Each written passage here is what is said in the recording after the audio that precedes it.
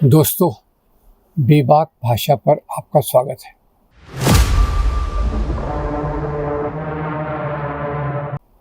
Decoding RSS की इस श्रृंखला में पिछले एपिसोड में हमने आरएसएस के उगम और विकास की बात की थी। अब जैसे आरएसएस 100 साल पूरे कर रहा है, हमने सोचा कि हम आरएसएस का पूरा एक विहंगावलोकन करें, एक ओवरव्यू करें, ताकि हम ये समझ सकें कि आगे आरएसएस की राजनीति जो हिंदू राष्ट्र चाहती है, जो संविधान को नहीं मानती, जिसने तिरंगा झंडा अपने हेड ऑफिस पर 52 साल तक नहीं फहराया, जिसने समाज में एक प्रकार की विभाजनकारी नीतियों को लेकर समाज में एक बहुत बड़ी दरार पैदा कर दी है, इस आरएसएस के एजेंडा से मुकाबला कैसे किया जाए। पिछली बार मैंने बताया कि कैसे भारतीय आज़ादी के आंदोलन के साथ साथ उन मूल्यों का विरोध करने के लिए आरएसएस बनी। ये सवर्ण ब्राह्मणों द्वारा बनाई गई और इसने हिंदुत्व के रास्ते पर चलकर हिंदू राष्ट्र बनाने की योजना बनाई। इसके आधार पे इसने अपने काडर्स को ट्रेन किया। आज इनकी शाखाएं 82,000 से ज़्यादा हैं। इनके जो प्रचारक हैं, जिनमें काफ़ी पूरे फुल टाइम काम करते हैं, पूर्ण समय पूर्णकालिक कार्यकर्ता हैं, वो उनकी संख्या हज़ारों में है। और ये बहुत सारे संगठनों में बिखरे हुए हैं, जिनका मैंने नाम पिछली बार बताया। अखिल भारतीय विद्यार्थी परिषद, वनवासी कल्याण आश्रम, किसान भारतीय मजदूर संघ, भारतीय किसान संघ और इस प्रकार के संगठन जो समाज में बिखरे हुए हैं। इसी के साथ साथ इन्होंने दलित, आदिवासी, महिला, मजदूर, किसान और समाज के बाकी सब हिस्सों में भी काम करना चालू किया। इनके काम करने का जो मुख्य रास्ता था कि लोगों के बीच में मुसलमानों के प्रति और फिर क्रिश्चियंस के प्रति नफरत के पैदा करना, और इसी के साथ साथ जो उनका एजेंडा है उसको मजबूत करने के लिए प्राचीन काल को एक स्वर्णिम युग बताकर मनुस्मृति के मूल्यों को एक नए कलेवर में प्रस्तुत करना।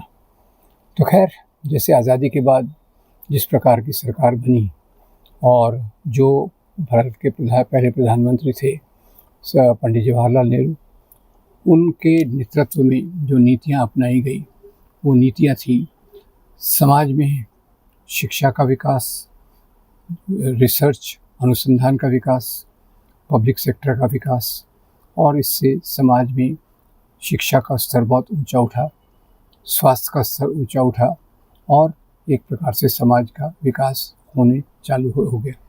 जैसे पहले एवरेज लाइफ स्पैन जिसको कहते हैं, भारत में एवरेज लाइफ स्पैन एक व्यक्ति एवरेज रूप से कितने साल जिएगा, वो था 30 साल के करीब। अब वो बढ़कर 60 साल से ऊपर हो गया है। भारत में जो उच्च शिक्षा के मानदंड खड़े कर दिए गए हैं, उसका दुनिया में कोई मुकाबला नहीं है। जो पुराने एडवांस कंट्रीज़ हैं, विकसित देश हैं, उनमें शिक्षा के स्तर को ये उनके साथ एक कड़ा कंपटीशन देते हैं और उनको बहुत, इसलिए भारत की जो मैन पावर है उसको दुनिया भर में एक आदर की नज़र से देखा जाएगा और देखा जा रहा है। इसी के बीच में ये जो भारत का सबसे बड़ा एक योगदान था शिक्षा के क्षेत्र में, वहाँ यूनिवर्सिटीज़ का बनना, एम्स जैसे हॉस्पिटल, अहमदाबाद में जो पहले मैनेजमेंट इंस्टीट्यूट खुला था IIM, उसकी बहुत सारी शाखाएं खुलना, और इसी के साथ साथ एक जो दुनिया का ब्रांड बन गया है इंडियन इंस्टीट्यूट ऑफ टेक्नोलॉजीज़, वो 5 बड़े टेक्नोलॉजी के इंस्टीट्यूट खड़े किए गए, जिनसे निकले हुए ग्रेजुएट ने देश की टेक्नोलॉजी में, देश के विकास में पूरा योगदान दिया। इसी के साथ साथ पब्लिक सेक्टर, जो भारी उद्योग धंधे थे जैसे स्टील और एंटीबायोटिक्स, दवाओं की चीज़ें और इस प्रकार की चीज़ें जो औद्योगिक इंफ्रास्ट्रक्चर के लिए उद्योगों के विकास में लगते हैं, उन हर क्षेत्रों में पब्लिक सेक्टर की स्थापना की गई। और इसके चलते जो हुआ, भारत आर्थिक तौर पे और सामाजिक तौर पे एक वृद्धि करता चला गया। इसी बीच में जो हमारा संविधान बना, संविधान ने हमको मूल्य दिए, कि जो पूरे समाज में स्वतंत्रता, समता, बंधुता रहेगी और इसी आधार पे समाज में दलित तबके, स्त्रियां, आदिवासी, इनका समाज के क्षेत्रों में सामने आने की प्रक्रिया चालू हुई। और जवाहरलाल नेहरू ने अपनी नीतियों को स्पष्ट करने के लिए भाखड़ा नंगल बांध का उद्घाटन करते समय कहा था। उस उद्घाटन के समय उन्होंने अपनी स्पीच में कहा कि ये जो बांध है, ये जो शिक्षा के स्थान हैं, जो रिसर्च अनुसंधान है, BRC और इसरो जैसे, ये आधुनिक भारत के पवित्र मंदिर हैं। यानी उनका मतलब था कि अभी मंदिरों की परिभाषा हमारी शिक्षा से, विकास से, स्वास्थ्य से, इनसे जुड़ी हुई है। अब खैर, इसमें जो सफलता हुई, इसी के साथ साथ RSS के अलग अलग संगठनों ने चुपचाप काम करना चालू किया। गांधी हत्या के कारण जो नाथूराम गोडसे ने की थी, जिनका एक ट्रेन प्रचारक था, समाज में इनकी काफ़ी बदनामी हुई और उस बदनामी के कारण ये अपना नाम, अपना जो संगठन का नाम है, स्पष्ट रूप से नहीं बताते थे। धीरे धीरे पर 1975 के बाद जब आंदोलन हुआ जयप्रकाश नारायण का, उस आंदोलन के बाद RSS को एक प्रतिष्ठा मिलनी चालू हो गई और उस प्रतिष्ठा के चलते इन्होंने चुनावी राजनीति में अपनी पकड़ को मजबूत करने का काम किया। इनके मुद्दे क्या थे? जैसे एक तरफ मुद्दे थे कि समाज का विकास हो, आरक्षण ठीक से चले ताकि समाज के सभी तबके सामने आ सके, ये एक तरफ एजेंडा चल रहा था। पर RSS का एजेंडा जो था वो जुड़ा हुआ था, जैसे पहले राम मंदिर के आधार पे उन्होंने समाज को विभाजित करने का बहुत बड़ा काम किया। मुसलमानों के खिलाफ नफ़रत बहुत तेज़ी से फैलाई और उसी के साथ साथ जो मुसलमान राजा, इनके दानवीकरण, ये इस्लामोफोबिया की एक बड़ी प्रक्रिया इन्होंने भारत में शुरू की। तो ये जो इनका काम था, पहले राम के नाम पर, फिर इसके बाद इन्होंने जो चालू किया वो गाय के नाम पर बहुत लिंचिंग हुई, करीब 100 के करीब लिंचिंग हुई। उसमें 90 मुसलमान और 10 दलित मारे गए। इसी के साथ साथ इन्होंने एक शब्द लोकप्रिय बनाया, वो शब्द था लव जिहाद। यानी अगर मुसलमान लड़का किसी हिंदू लड़की से शादी करे, प्रेम में पड़े, तो इसको वो लव जिहाद कहते थे। और लव जिहाद के नाम पर, आज भी कहते हैं, लव जिहाद के नाम पर भी बहुत सारे मुसलमान युवकों की हत्या हुई।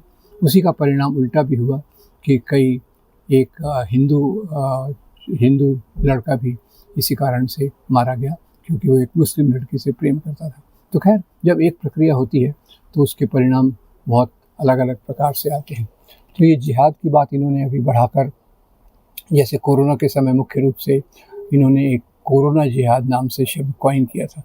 कोरोना जिहाद का क्या मतलब था कि कोरोना जो फैलाया गया है वो मुसलमान तबलीगी जमात की कॉन्फ्रेंस में जो लोग आए थे अपना मीटिंग के लिए, वो लोगों ने वहाँ कोरोना बॉम्ब बनाया, कोरोना जिहाद किया, जिसके कारण भारत में कोरोना बढ़ गया। आज इनकी नीतियों के कारण मुस्लिम समाज के कई बार कॉल दिया जाता है कि इनके ट्रेड को पूरा बायकॉट किया जाए।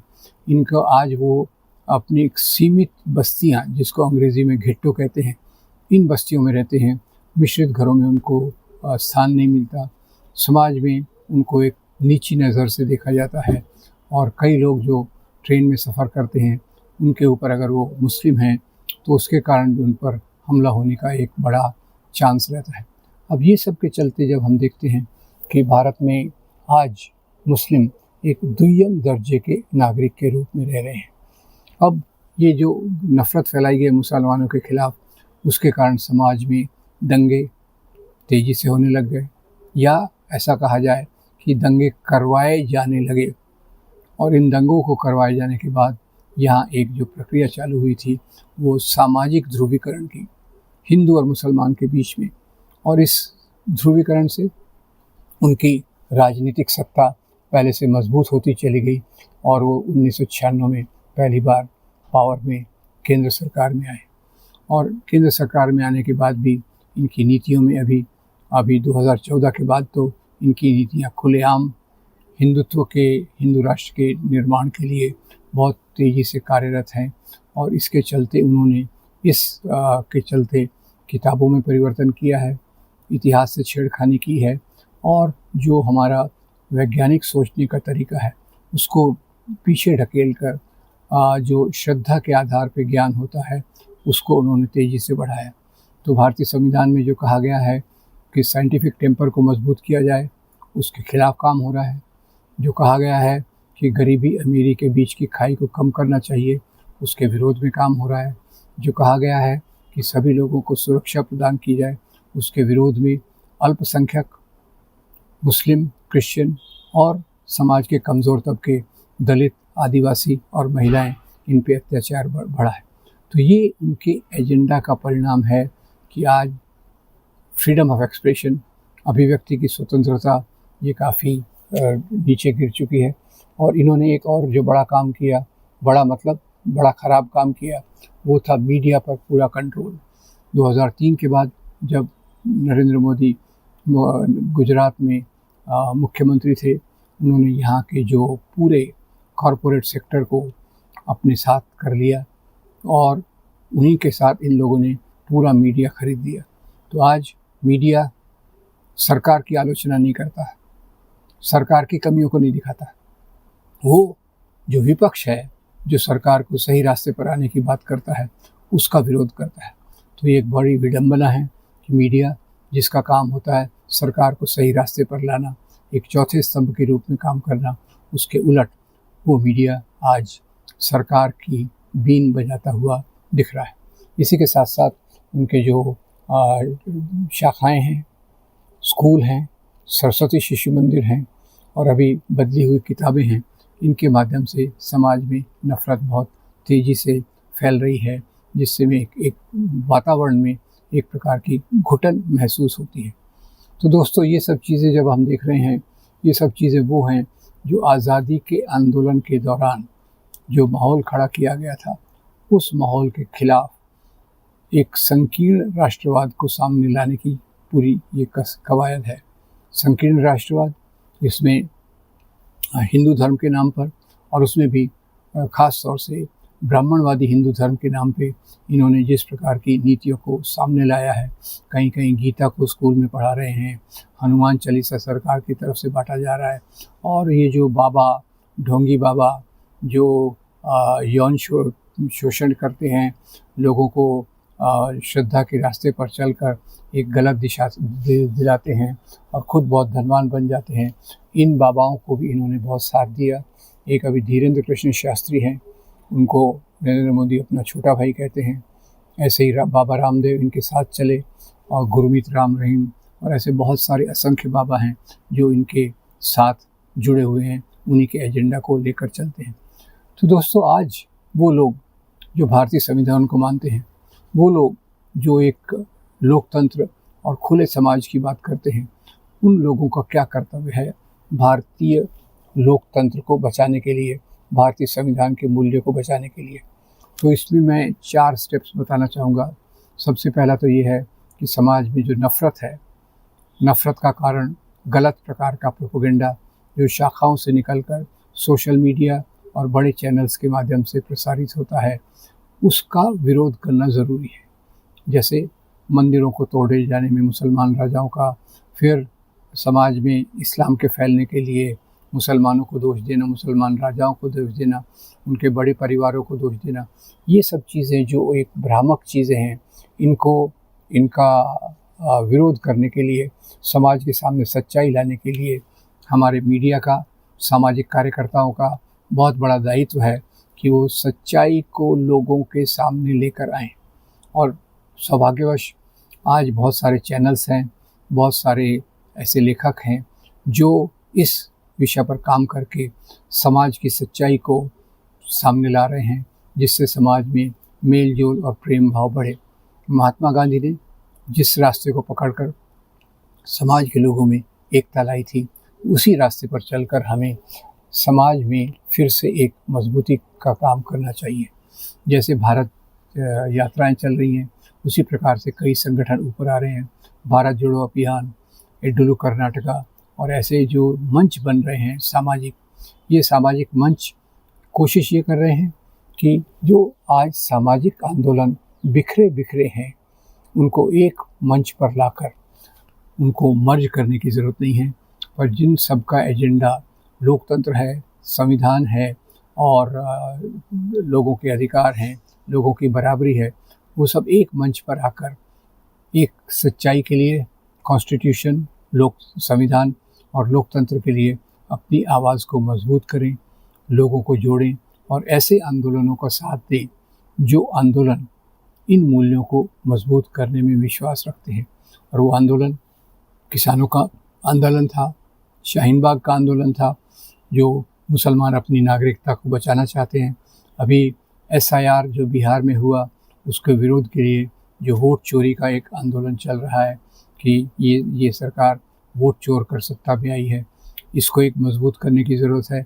आज जिस प्रकार से सामाजिक चेतना को बदलना है, वो सामाजिक चेतना को बदलने के साथ साथ इन आंदोलनों की भी ज़रूरत है, जो आंदोलन जो महात्मा गांधी के आंदोलनों की तर्ज पे देश के लोगों को जोड़े। और ये देश के लोगों में जब जुड़ाव होगा तो दंगे नहीं हो पाएंगे, और ये लोग जो दंगे होने के कारण समाज में ध्रुवीकरण पैदा करते हैं और सत्ता पे आते हैं, वो प्रक्रिया बंद होकर फिर से हमको अपने शिक्षा की नीतियाँ, मीडिया की नीतियाँ एक सही रास्ते पर लाकर देश में सही सोच पैदा करके उस चीज़ को सामने लाना चाहिए जिस आधार पे भारत का निर्माण किया हुआ, जिसका सपना आज़ादी के आंदोलन के सभी नेताओं ने देखा, जिनमें प्रमुख रूप से मैं 3 प्रवाहों की बात करता हूँ। एक शहीद आज़म भगत सिंह की बात है, दूसरी भीमराव बाबा साहब अम्बेडकर की बात है, और तीसरा गांधी, मौलाना अबुल कलाम आज़ाद। इन सब लोगों से जुड़े हुए जो आंदोलन थे, जो मूल्य थे, उनको फिर से मजबूत करके एक नया समाज बनाने की ज़रूरत है। समाज तो है, पर समाज में ये जो कुरीतियाँ लाई गई हैं, ये जो नफ़रत का जहर घोला गया है, उसके विरोध में एक ऐसी बात की ज़रूरत है जो लोगों को जोड़े, जैसे कि आज़ादी के आंदोलन के दौरान हुआ। और यही रास्ता है RSS जैसे संगठनों के जो संकीर्ण एजेंडा है उसका मुकाबला करके एक उदारमतवादी समाज जो स्वतंत्रता, समता, बंधुता से के सिद्धांतों पर चला हो, वैसे समाज को बनाने के लिए यही एक रास्ता है। मैं उम्मीद करता हूँ हम इस रास्ते पर चलेंगे। सब दोस्त और हमारे जो चैनल को देखते हैं, बाकी लोगों तक भी ये बात पहुंचाना ज़रूरी है, और बाकी माध्यमों से भी ये बात ज़रूरी है, ताकि एक बेहतर समाज का निर्माण हम कर सकें। आपका बहुत धन्यवाद। Thank you very much.